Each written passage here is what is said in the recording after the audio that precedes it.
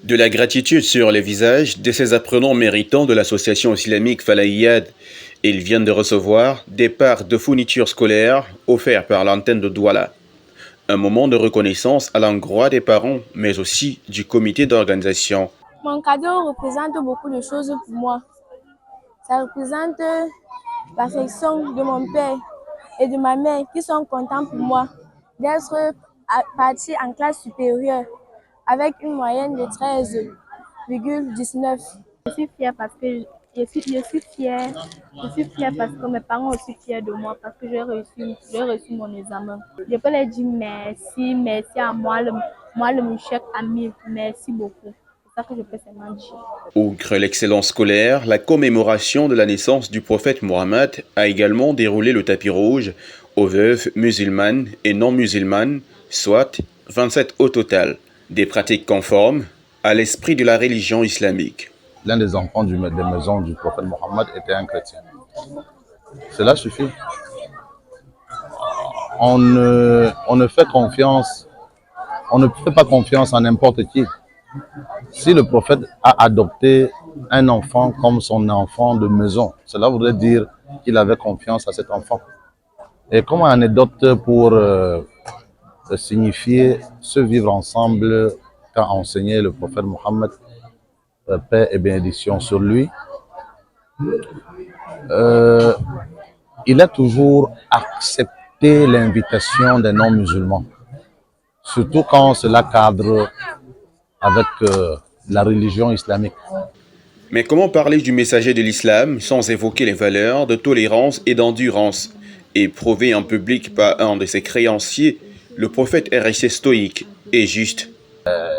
Il s'avère que le prophète Mohammed sallallahu alayhi wa sallam avait fait un prêt auprès de ce non-musulman, mais il est venu réclamer son prêt avant la date, parce que le prophète ne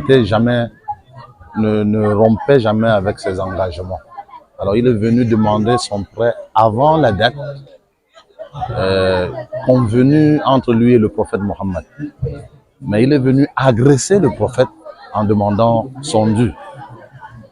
Lorsque ceux qui étaient autour du prophète ont voulu riposter, le prophète leur a dit: ne ripostez pas, demandez-moi plutôt de lui rendre son dû, mais demandez-lui également de me demander de la plus belle de manière.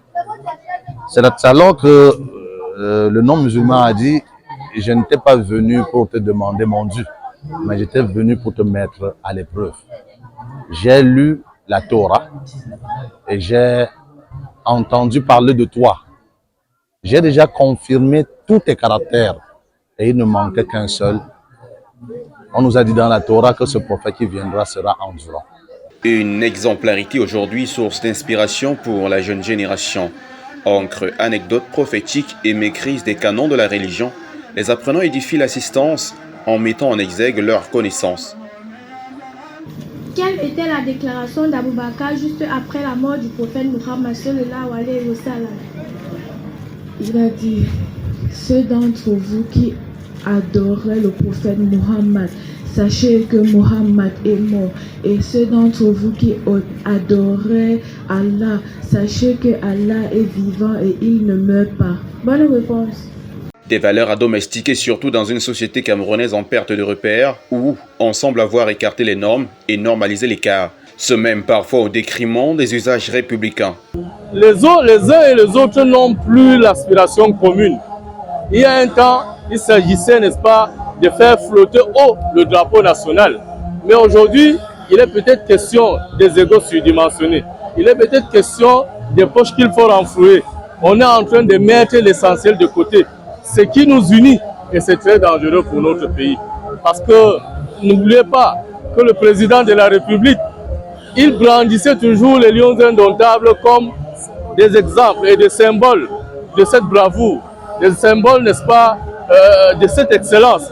Aujourd'hui, quand le président de la République prend la parole un 10 février, c'est pour fustiger la gestion peut-être moyenâgeuse de la chose footballistique. Tout est en train d'aller en vrille. Il est question pour les Camerounais de se ressaisir. De quoi comprendre le choix des thématiques retenues à ce double événement. On peut citer entre autres les dérives du mauvais leadership, l'éducation en islam, la tolérance, le respect et surtout la loyauté. Et dans l'un des thèmes de ce jour, nous avons proposé l'éducation islamique comme solution à la délinquance juvénile. Raison de plus pour appeler à un partage d'expérience au niveau de la mosquée centrale numéro 2 de Douala, dans une sollicitation à Mondovision. Il y a l'obéissance aux lois de Dieu. Si nous inculquons aux enfants les bonnes valeurs, l'honnêteté, la fidélité, la loyauté, le respect des parents, le respect d'autrui, le respect des autorités, surtout le respect de l'autre. Cette délinquance juvénile, ma foi, sera éradiquée. Mais qui dit islam dit d'abord salam, qui signifie paix. Donc impossible de célébrer le socle des prophètes sans prier pour la paix et les institutions. Une dette morale pour tout musulman pratiquant. Le musulman, lorsqu'il pratique l'islam, de façon originelle, doit avoir la paix entre lui et lui-même. Il doit également avoir la paix entre lui et l'autre, pour avoir la paix entre lui et Dieu. C'est la raison pour laquelle il doit toujours prier pour cette paix, parce que sans la paix, on ne peut rien faire. Et pour nos autorités, nous savons, la sunna est claire. Les autorités sont comme les représentants de Dieu sur terre. Et nous devons respecter toutes les lois et règlements en vigueur pour vivre dans un pays de droit.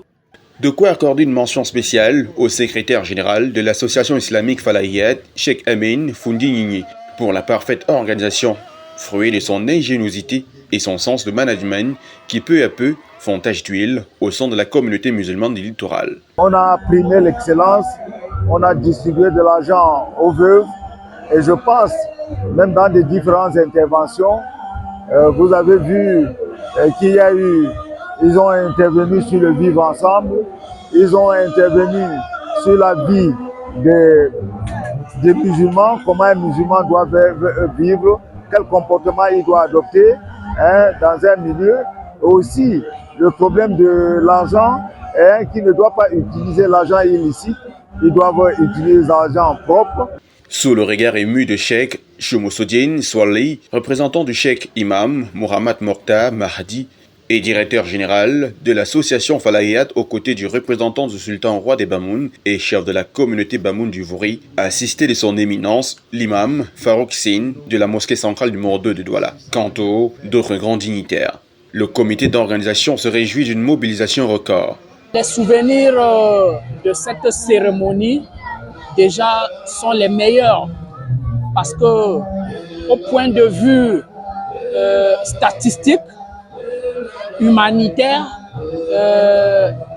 le quota a été atteint parce que nous sommes cette année à plus de 1500 invités et on dit Alhamdulillah, Alhamdulillah, Alhamdulillah Rabbil Alamin.